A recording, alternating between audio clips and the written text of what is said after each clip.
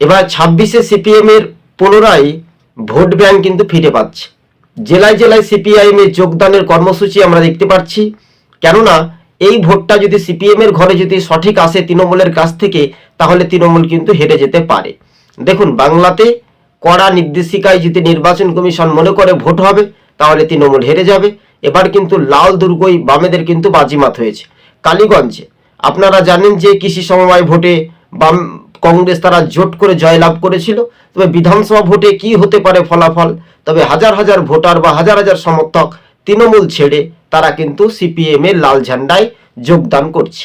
তবে এই ভোটটা সঠিক যদি সিপিএম এর বাক্সে যদি আসে, তাহলে সিপিএম এর জয় নিশ্চিত হতে পারে, এমনটাই মনে করছেন রাজনৈতিক মহল। তবে সবুজবঙ্গ নিউজ চ্যানেলটি ভালো লাগলে শেয়ার করে পাশে থাকবেন।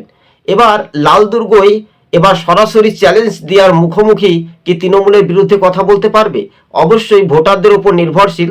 তবে এই মুহূর্তের সময়ের সাপেক্ষে 26-এ কঠিন একটা লড়াই হচ্ছে।